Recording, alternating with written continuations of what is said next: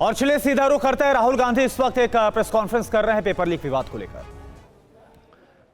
मणिपुर से हम महाराष्ट्र गए और रास्ते में हजारों युवाओं ने कंप्लेन की थी कि हिंदुस्तान में नॉन स्टॉप पेपर लीक होते हैं। और आज आप सबको मालूम है कि NEET paper and UGC NET के जो पेपर्स हैं वो लीक हुए हैं और एक कैंसिल भी हुआ है। कहा जा रहा था कि नरेंद्र मोदी जी ने यूक्रेन की लड़ाई रोक दी थी। मतलब एक ऑर्डर देके जो रूस और यूक्रेन के बीच में लड़ाई चल रही थी उसको रोक दिया था, ब्रेक लगा दी थी। इजराइल और गाजा के बीच में जो लड़ाई चल रही थी उसको भी नरेंद्र मोदी जी ने रोक दिया था।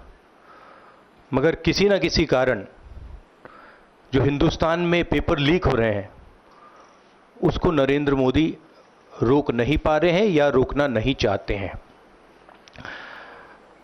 नुकसान स्टूडेंट्स का होता है। जो हिंदुस्तान के स्टूडेंट्स हैं, मैं जानता हूं कि आप इन एग्जाम्स के लिए महीनों सालों काम करते हो। ये आपका फ्यूचर है और आपके फ्यूचर से खिलवाड़ किया जा रहा है।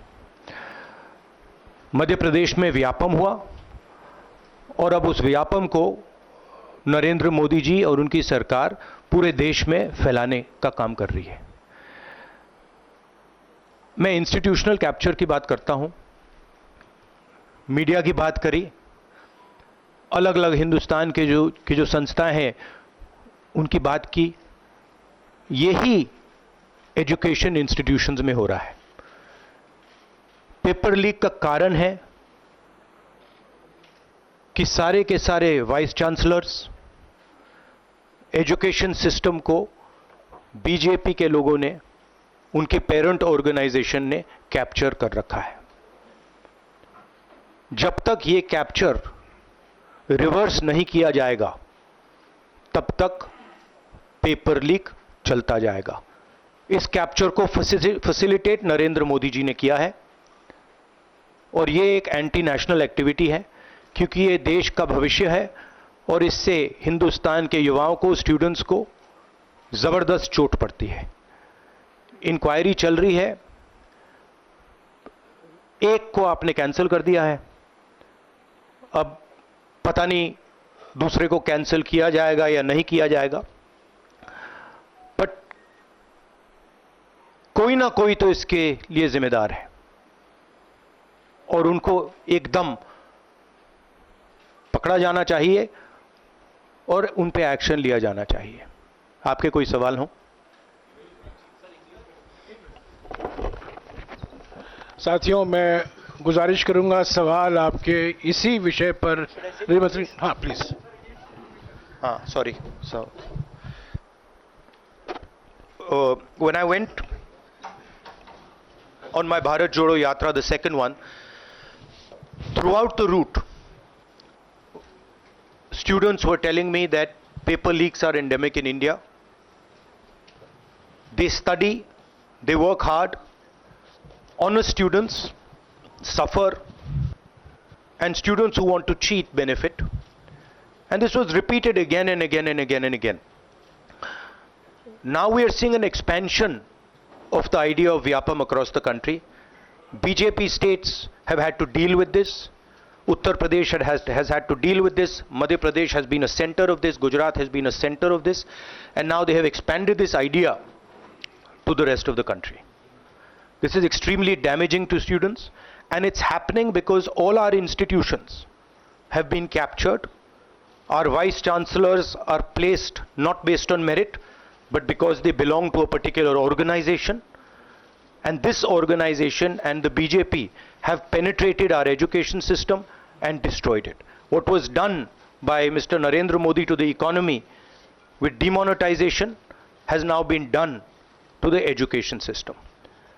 youngsters, I want you to know that the reason this is happening and the reason you're suffering is because an independent, objective education system has been demolished and it has been replaced by an education system that is captured by the BJP, captured by their parent organization.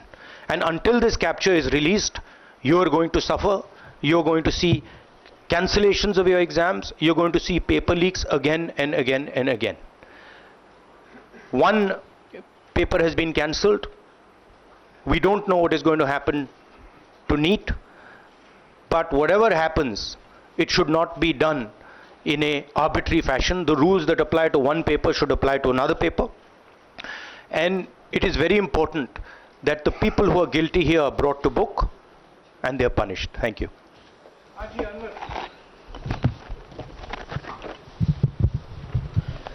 Sir, सोमवार से संसद का सत्र शुरू हो रहा है, तो क्या आप निजी तौर पर लोकसभा में इस विषय को उठाएंगे और आप यह मांग करेंगे कि प्रधानमंत्री मोदी खुद सदन में आकर जवाब दें इस विषय पर, क्योंकि ये छात्रों के भविष्य से जुड़ा विषय है? हाँ, बिल्कुल, सिंपल क्वेश्चन. हाँ, उठाएंगे, पार्लियामेंट हाउस में उठाएंगे.